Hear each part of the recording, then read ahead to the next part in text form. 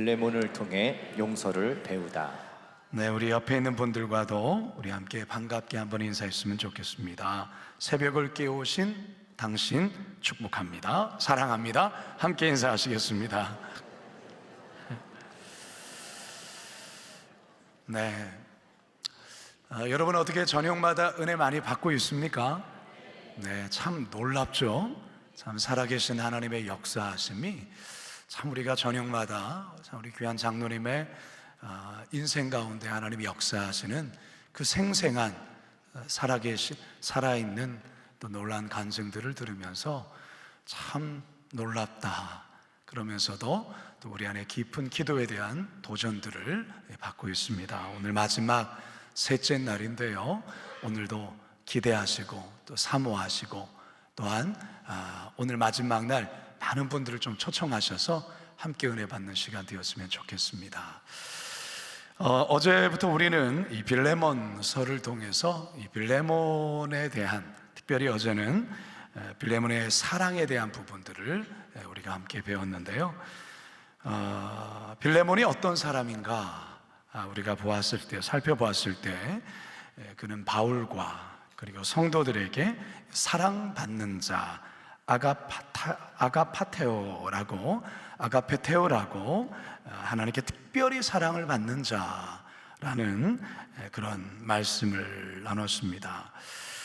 오늘은 이 빌레몬을 통해서 용서에 관해서 우리가 함께 본문을 통해서 귀한 은혜를 받고자 하는데요, 바울이 이 편지를 쓰게 된 이유가 사실 여기에 있는 것입니다. 바로 이 용서에 대한 부분이 사실 이 빌레몬서의 핵심이라고 할 수가 있습니다. 과연 이 말이 무엇인가?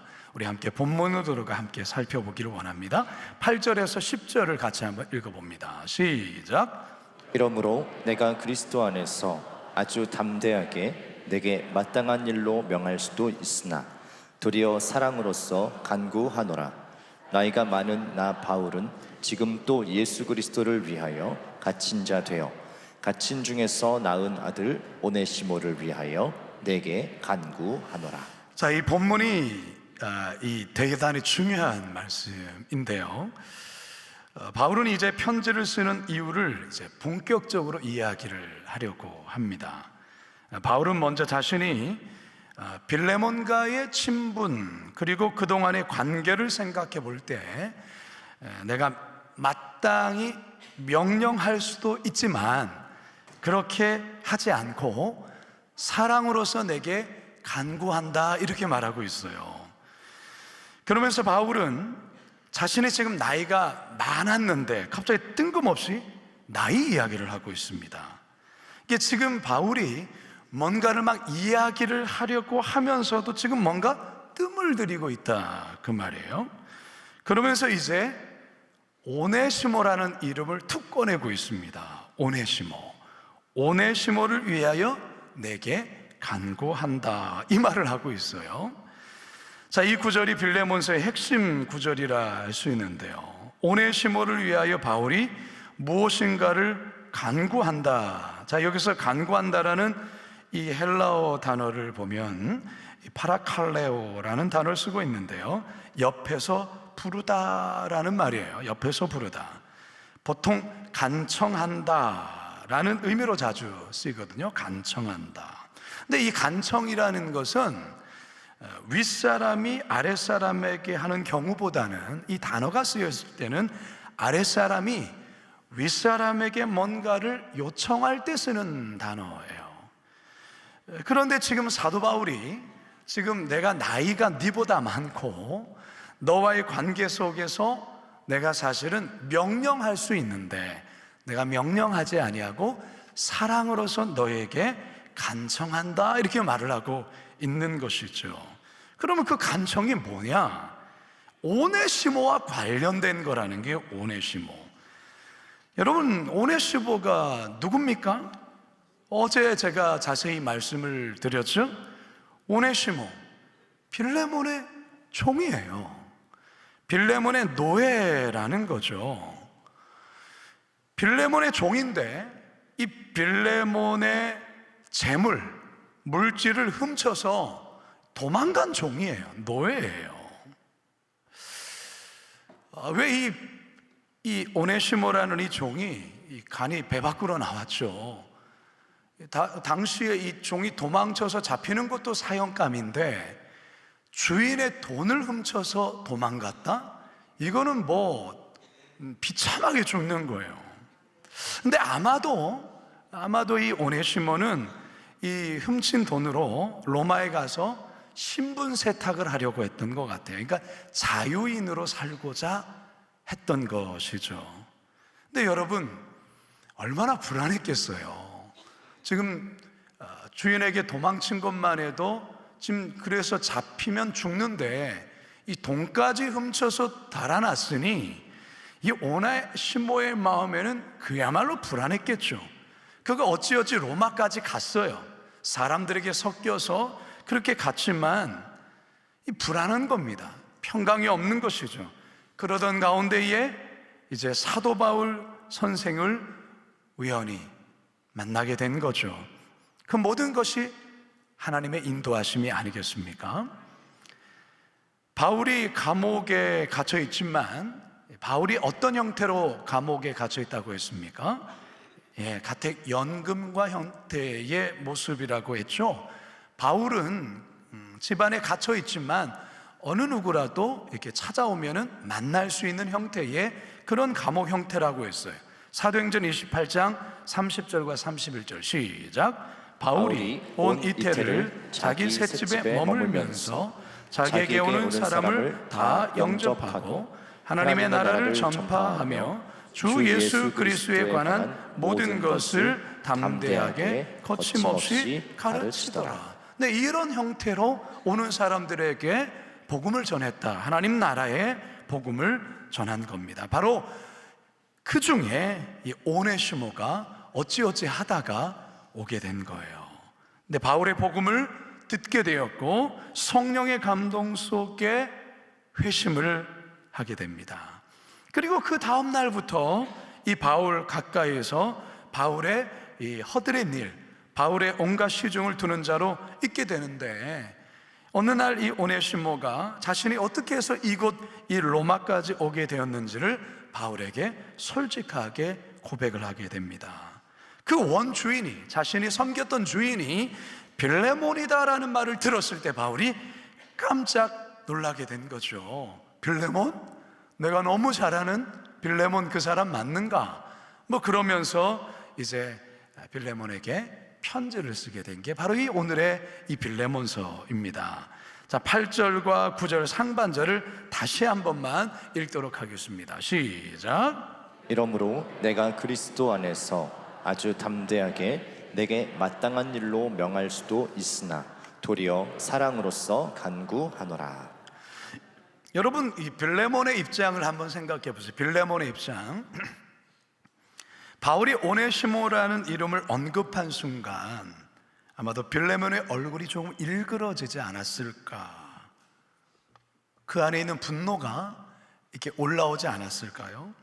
이 오네시모 때문에 입었던 어떤 그 물질적인 피해뿐만 아니라 정신적인, 이 심리적인 이 피해를 생각하면 어쩌면 사실 죽이고 싶은 마음이 있을 수도 있었을 거예요.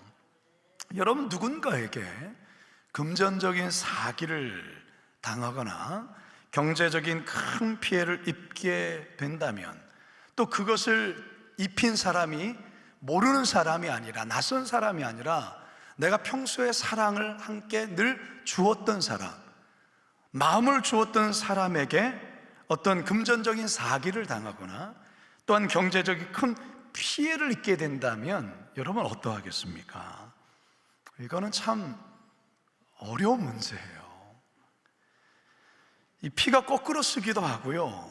내가 그동안 바보같이 왜 그런 사람을 믿고 그런 사랑을 했는가, 그런 배려를 했는가, 그런 친절을 베풀었는가, 뭐 스스로에 대한 막 자책도 일어나게 되고 막 자다가도 생각나면 갑자기 벌떡벌떡 일어서고 잠이 안 오고 불면에 시달리고 신경에 위궤양에 막 두통에 이런 것 시달리지 않겠습니까?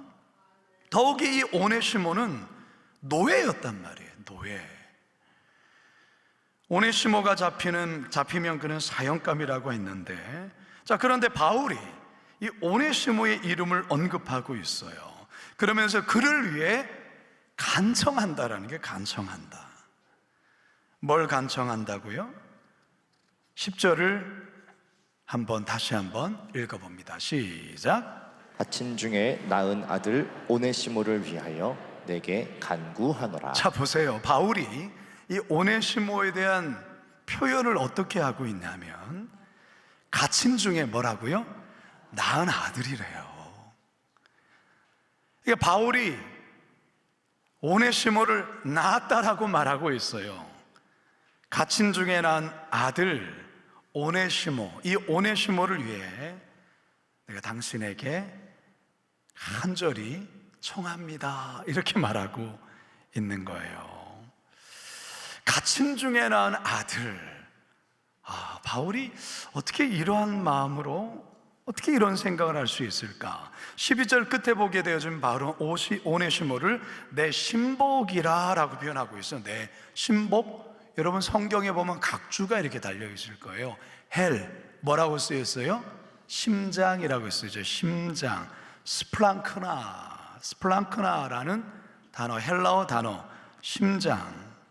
당시의 부모들이 자녀들을 가리켜서 스플랑크나, 자신의 생명과도 같은 존재, 심장과도 같은 존재, 그러한 표현을 지금 이 노예이고 주인의 돈을 훔쳐서 달아난 이 오네시모를 향해서 사도 바울이, 그는 내 심장과도 같은 존재다, 이런 단어를 쓰고 있어요. 따라서 바울이 이 단어를 사용했다는 것은 오네시모를 그야말로 친자식 이상으로 자신의 심장처럼 사랑하는 자다 고백하고 있어요. 여러분, 빌레몬이, 우리가 어제 말씀을 통해서 보았지만 빌레몬은 바울에게 특별한 사랑을 입은 자예요. 지금 어제의 이 본문 1절에서 7절의 말씀을 통해서 빌레몬, 네가 나에게 어떤 존재인지 아니? 너는 나에게도 참 사랑을 받는 자고 하나님이 너를 사랑하고 그리고 많은 성도들이 너를 사랑한다. 이게 사랑에 대한 부분을 이야기하지 않았습니까? 내가 너를 그렇게 하듯이, 하나님이 너를 그렇게 사랑하듯이 빌레몬, 이 오네시모가 나에게 그런 존재야, 이렇게 말하고 있는 거예요. 여러분, 오네시모가 뭐하는 신분의 사람이라고요? 노예라니까요. 노예. 당시의 노예는 사람이 아니에요. 인격적인 대우를 받을 수가 없어요. 그저 재산 목록 중에 하나예요. 노예 제도가 엄연히 존재했던 당시, 여러분 로마 이야기를 듣게 되면 당시에 이 노예가 거의 인구의 반 정도를 차지한다고 하지 않습니까?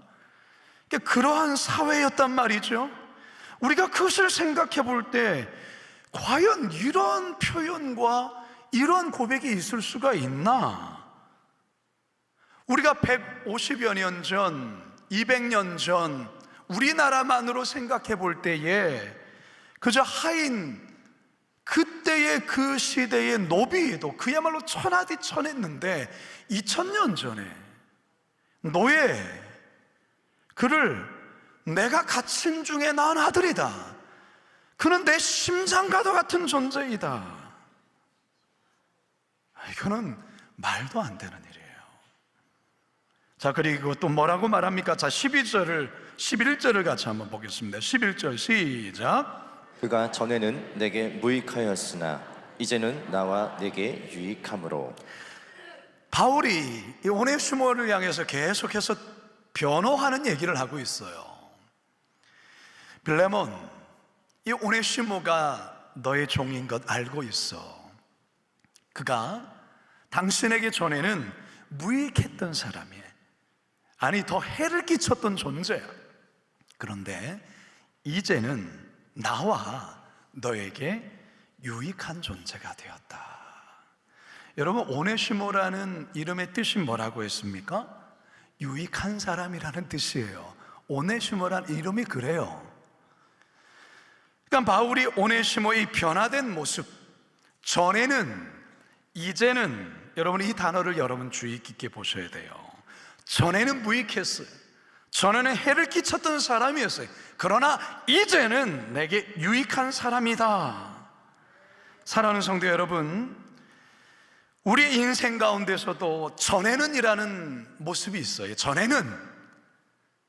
전에는 우리가 인생에서 하나님을 알지도 못하고, 전에는 우리 인생 가운데서 내 마음대로 살고, 전에는 내 인생의 주인이 나였고, 거짓말도 하고 사기도 치고 내 마음대로 사는 전에는 인생이 있었다면, 이제는 이라는 인생의 삶의 변화가 이 오네시모처럼 반드시 우리 인생 가운데 있어야 한다는 거예요. 우리 그리스도인들은 전에는 인생과 이제는 인생이라는 분명한 대조를 이루는 그 전환의 시점이 있어야 된다는 것이죠. 사도 바울이 이 빌레몬에게 이 오네시모를 변호하고 대변하면서 가장 강력한 말이 무엇이냐? 물론 지금 내가 이 오네시모가 이 노예로서 이곳까지 왔는데, 그가 내가 갇힌 중에 난 아들이고 내 심장이고, 그러나 바울이 지금 빌레몬에게 가장 강력하게 어필할 수 있는 것은 무엇이냐면, 그가 전에는 이랬던 자였지만 이제는 아니라는 거예요. 그것을 지금 사도 바울이 변호하고 있다는 것입니다. 전에는 핍박자였으나 이제는 사랑의 사도로 변화해야 되는 것이고, 전에는 알코올 중독자였으나, 전에는 꼴초였으나 이제는 정말로 주님 앞에 헌신된 복음 전도자요, 주님만을 사랑하는 자로 변해야 되는 것이요, 전에는 바람을 피며 가정 파탄의 주범이었으나 이제는 한 가정의 신실한 가장이요 화목한 주인공으로 바뀌어야 된다라는 거죠. 바로 복음 때문에, 복음의 역사. 사도 바울이 노예의 제도가 엄연히 시행되던 그 사회 속에 지금 폭탄과도 같은 이야기를 하고 있지 않습니까? 죽여도 마땅한 그 노예를 내 신복이다, 내가 갇힌 중에 하나는 아들이다라고 혁명과도 같은 그러한 이야기를 하고 있는 거예요. 사랑하는 성도 여러분, 여러분은 어떤가 한번 돌아보십시오. 우리도 전에는 이 오네시모의 이전의 모습이 우리의 모습이에요. 그러나 이제는 여러분들이 저녁마다 김하중 장로님의 이 참 놀라운 삶의 간증들을 들으면서 우리가 많이 놀라지 않습니까? 장로님이 이 변화되기 전에, 회심하기 전에 40 조금 넘기까지 담배를 피우셨다고 해요. 그 아내 대신 권사님이신데 신학을 공부하셨어요. 오늘 아마 마지막 집회에는 나오실 건데요, 이분이 남편을 위해서 10년 동안을 오랫동안 기도를 했다고 합니다. 근데 어느 날 갑자기 이렇게 바뀌어버린 거예요. 맨날 울고 회개하고, 이분이 회심하고 난 다음에 너무 눈물이 나니까 그 권사님이 항상 손수건을 항상 준비하고 있는, 뭐 하다가 울컥하면은 이게 멈춰지지가 않는 거예요. 계속 우는 거예요. 그러니까 이전에 그 장로님의 모습, 나름 서울대 아주 뛰어난 학교를 나오고 또 나름 세상적으로 성공한 그런 자리에까지 오르고 사람들에게 인정받는, 교회는 다녔으나 변화되지 않은 이전의 모습, 그러나 성령 안에서 완전히 변화되어진 그런 모습을 모두가 보게 되고 알게 되었던 것이죠. 여러분, 우리들에게도 그런 삶이 있지 않습니까? 이전의 삶과 이제는 삶과, 여러분, 그게 우리 그리스도인들에게 반드시 있어야 하는 것입니다. 바울은 이제 자기 곁에 수종들었던 오네시모를 다시 빌레몬에게 돌려보내기로 결심을 합니다. 그 돌려보내는 이유를 이렇게 설명을 해요. 자, 12절에서 14절입니다. 시작. 내게 그를 돌려보내노니 그는 내 내 신복이라. 신복이라. 그를 내게 머물러 있게 하여 내 복음을 위하여 갇힌 중에서 내 대신 나를 섬기게 하고자 하나. 다만 내 승낙이 없이는 내가 아무것도 하기를 원하지 아니하노니 이는 너의 선한 일이 억지같이 되지 아니하고 자의로 되게 하려 함이라. 바울의 솔직한 심정은 좀 내 곁에 두면서, 사실 바울이 연로하단 말이에요. 나이가 꽤 들었고 여러모로 힘들죠. 가까이 두면서 수종 두는 자로 삼고 싶은 게 바울의 솔직한 마음이에요. 그러나 내가 하고 싶다고 해서 내가 억지로, 어찌 보면 너와의 관계 속에서 내가 분명히 허락하겠지만 그렇다고 해서 내가 내 마음대로 그거 하고 싶지 않다라는 것이죠. 그거 하고 싶지 않다라는 거예요. 그러면서 바울은 계속해서 오네시모를 변호하는 말을 하며 그가 주인 빌레몬 곁을 떠나 로마로 도망친 사건에 대해서 이렇게 재해석을 합니다. 15절을 같이 한번 읽어봅시다. 시작. 아마 그가 잠시 떠나게 된 것은 너로 하여금 그를 영원히 두게 함이리니. 자, 이 말이 무슨 말이냐? 자, 공동 번역의 번역을 보면 좀 더 알아듣기 쉽습니다. 함께 읽습니다. 시작. 그가 잠시 동안 그대에게서 떨어져 있었던 것은 아마 그를 영원히 그대의 사람으로 만드시려는 하나님의 섭리인지도 모릅니다. 오네시모가 빌레몬의 돈을 훔쳐서 로마까지 도망쳐 왔는데, 그러나 그 안에 하나님의 놀라운 섭리가 있다, 그 말이에요. 하나님의 특별한 뜻이 담겨져 있다라는 것이죠.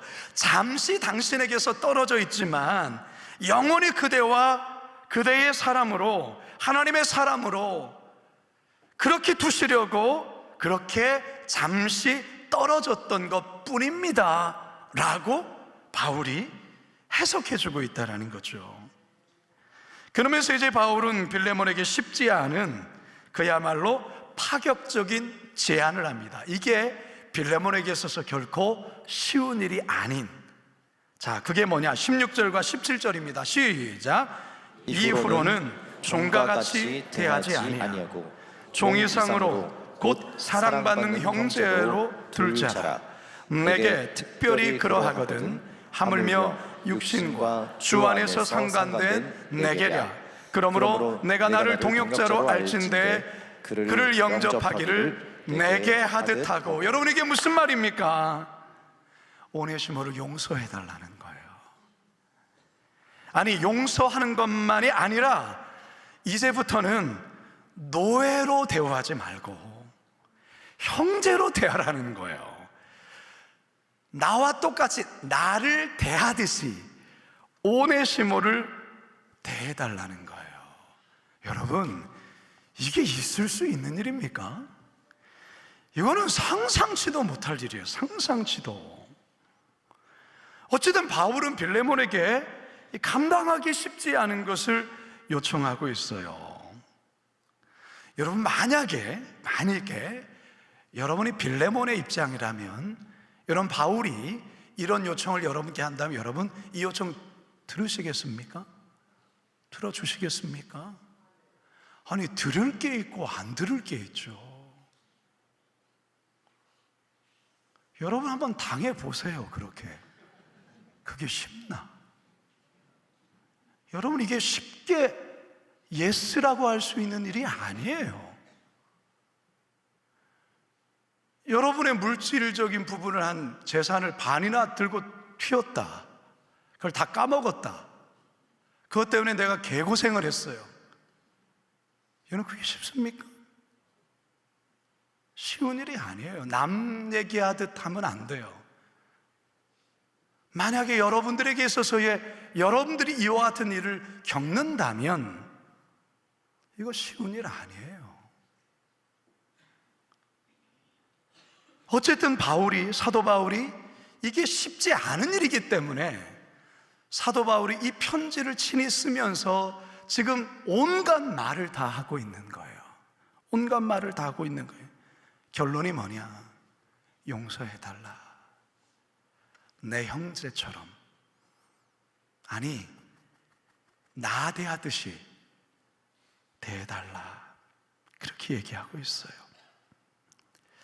그러면서 좀 재미있는 얘기 모르겠습니다. 저는 이게 본문 보다가 조금 그런 느낌이 들었는데요.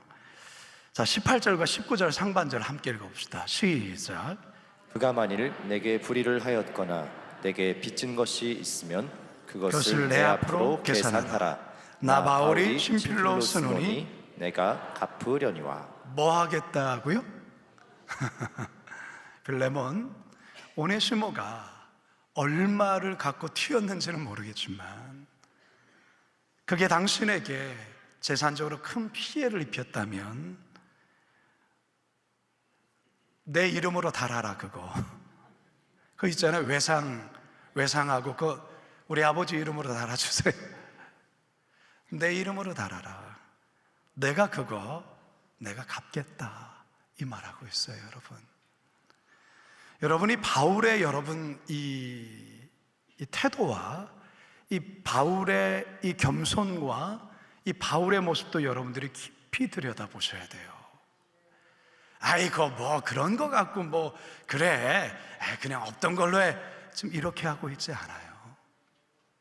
당신이 그만큼 피해를 입고 어려움 겪었던 것 내가 100% 이해를 한다.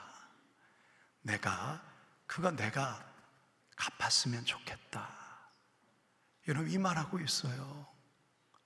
은혜 받았으니까 뭐 없던 걸로 해, 뭐 우리 다 여러분, 그거 아니에요.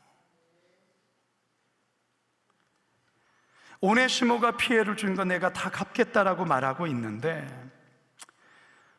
모르겠습니다. 바울이 돈이 많이 있는지는 모르겠지만 이런 말을 할 때에 빌레몬의 입장에서는 굉장히 송구한 마음이 들었을 거예요. 어떻게 바울에게 청구합니까? 이 오네시모 때문에 내가 한 1억 정도는 피해를 봤는데 사도 바울 선생님이 1억 정도가 되겠습니다, 이렇게 얘기할까요? 그래서 아무튼 이런 말을 하는 입장은 굉장히 빌레몬에게 있어서는 고마운 말 아니겠습니까? 근데 19절 하반절에 보면 약간 갸우뚱하는 말씀이 있어요. 19절 하반절 시작. 내 자신이 내게 빚진 것은 내가 말하지 아니하노라. 이건 또 무슨 말이지? 빌레몬이 바울에게 돈을 꿔갔나? 그 말은 아닐 거예요. 아마도 사랑의 빚에 대한 이야기를 했겠죠. 빌레몬, 너도 나에게 빚진 거 있잖아, 이런 말 아닐까요? 그건 내가 말하지 않을게. 자, 그러면서 20절 같이 한번 읽어봅시다. 20절 시작. 오 형제여, 나로 주 안에서 너로 말미암아 기쁨을 얻게 하고 내 마음이 그리스도 안에서 평안하게 하라. 결론적으로 바울이 빌레몬, 오네시모 잘 좀 해줘. 혼내지 마라. 내쫓지 말아줘. 날 봐서 용서해줘. 그래서 21절에 바울이 뭐라고 미리 말해버릴까요? 21절 시작. 나는 내가 순종할 것을 확신함으로 내게 썼노니 내게 내가 말한 것보다 더 행할 줄을 아노라. 이런 말 들으면 안 할 수도 없고 그렇잖아요. 이 말씀 앞에 어떻게 불순종합니까? 나는 내가 순종할 거를 믿습니다, 이런 거예요. 아니, 내가 말한 것보다 더 잘할 거야 너는, 이런 말하고 있는 거예요. 여러분, 이런 말을 할 수 있는 것은요, 빌레몬과 바울 간의 그 친밀함이 있기 때문에 그래요. 바울은 빌레몬을 잘 알아요. 빌레몬이 어떤 사람인가, 그의 인격과 그의 신앙과 그의 삶에 대해서 바울은 너무나도 잘 알기 때문에 빌레몬, 나는 당신이 내가 말한 이것보다도 더 잘할 것을 저는 압니다. 저는 잘합니다. 이제 22절부터 25절까지는 빌레몬서의 마지막 종결 부분에 해당이 됩니다. 종결부에서 바울은 개인적인 부탁과 함께 마지막 인사 그리고 축도로 빌레몬서는 마쳐요. 이제 제가 마무리를 할 겁니다. 여러분, 우리 그리스도인들에게 용서라는 주제는 피할 수 없는 주제예요. 이거는 해도 되고 안 해도 되고의 문제가 아니에요. 여러분들이 그리스도인이 된 이상, 여러분들이 하나님의 자녀가 된 이상, 이 용서의 주제는 피할 수 있는 주제가 아니에요. 주기도문 할 때마다 뭐라고 여러분 주기도문을 합니까? 네? 주기도문을 할 때 뭐라고 하죠? 나를 용서해. 어떻게 나를 용서해 달라고요? 예. 그 용서에 대한 내용이 주기도문 안에 있지 않습니까? 내가 남을 용서해 준 것만큼 하나님 나를 용서해 주십시오. 거기서는 하나님이 나를 그 이전에 내가 남을 용서해 준 것 같이 하나님이 나를 용서해 달라고, 그런 고백이지 않습니까? 근데 여러분이 용서에 대한 주제는 너무 무거운 주제예요. 왜? 여러분, 용서하고 싶지 않은 사람 있잖아요. 저에게도 있고요, 저에게도 있었고요, 저에게도 여전히 씨름하고 있는 부분이 있어요. 용서라는 것은 말처럼 쉬운 게 아니에요. 제3자의 어떤 일을 보듯이 그냥 그렇게 해, 이런 문제가 아니에요. 나의 인생에 어떤 큰 상처를 준 사람, 솔직히 용서하고 싶지 않아요. 오히려 보복하고 싶죠. 내가 이만큼 당했는데, 내가 이렇게 억울한 인생을 이렇게 살았는데 어떻게 그거를 없던 일로 금전적으로 큰 상처를 주고, 마음에 큰 상처를 주고, 내 인생에 배신하여 등에 칼을 꽂은 사람 용서하고 싶지 않아요. 더 나아가 내 가족들에게 어떤 피해를 입혔다, 내 자녀에게 피해를 입혔다. 과거에 어떤 장로님이 있었어요. 젊은 장로님, 우리 교회 얘기는 아니에요. 오해하고 듣지 마세요. 자녀가 성추행을 당했어요. 근데 그 성추행을 일으킨 사람이 잘 아는 사람이에요. 이 사람이 갑자기 그 사냥할 때 있는 멧돼지 쏘는 이 총을 껴들고 내 오늘 죽여버리겠다고. 장로님이셔요. 용서에 대한 이 질문, 이 용서에 대한 주제는 우리에게는 너무너무 쉽지 않은 문제예요. 근데 여러분, 용서라는 것은 내가 그 사람을 위하기 이전에 용서하지 않으면 여러분들이 죽어요. 여러분의 영이 죽는다, 그 말이에요. 여러분의 영이 살려면 용서해야 돼요. 그게 우리에게 있어서의 말할 수 없는 갈등이고 씨름이고 내적인 싸움이에요. 그러나 저와 여러분들이 그리스도인이 된 이상, 이 용서의 문제는 그냥 은근슬쩍 넘어갈 수 있는 것도 아니고, 그냥 저 마음 깊은 곳에 그냥 넣어서 그냥 심연 깊은 곳 가운데서 자물쇠로 잠궈서 없던 일로 그냥 할 수도 있는 부분이 아니다, 그 말이에요. 하나님과의 관계에서 항상 걸림이 되기 때문에 그래요. 제가 저희 둘째 형님을 용서하지 않았었어요. 저희 둘째 형님은 어렸을 때부터 방황하는 인생을 살았어요. 그리고 우리의 가족들, 특히 부모님에게 늘 대들고, 부모님이 하지 말라는 것은 다 하고 싸움하고 그랬던 형님이었어요. 저희 인생 가운데서 그 형님을 지워버리고 싶었어요.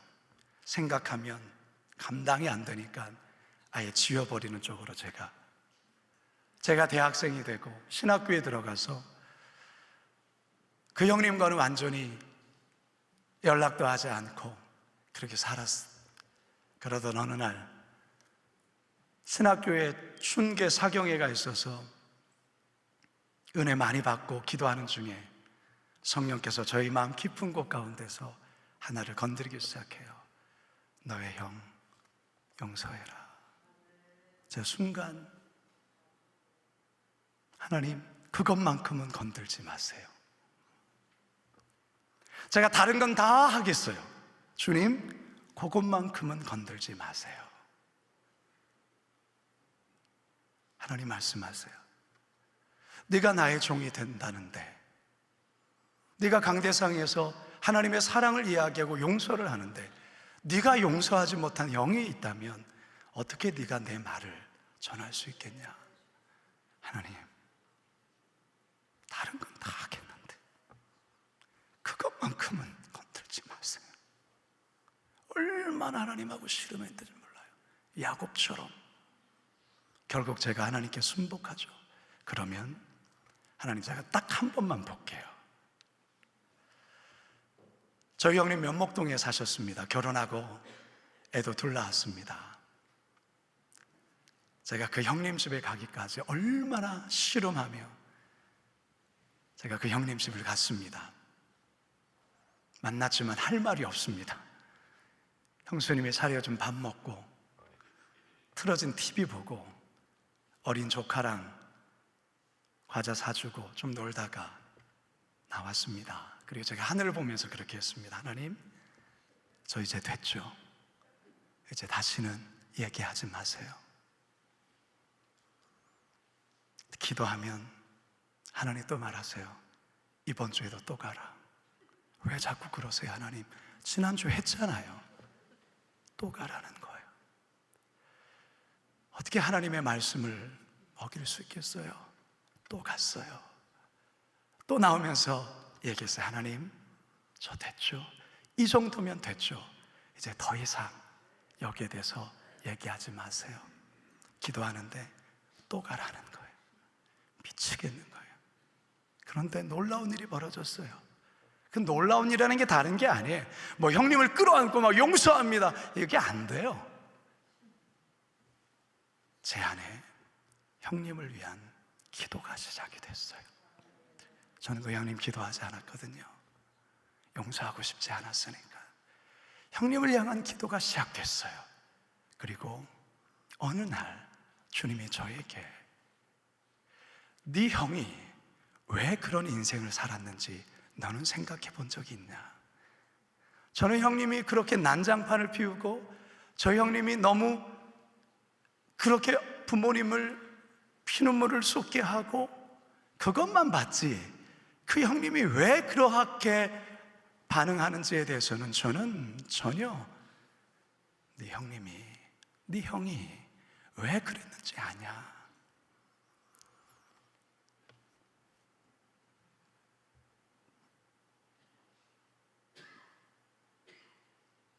그 형님의 마음을 보게 해주셨어요.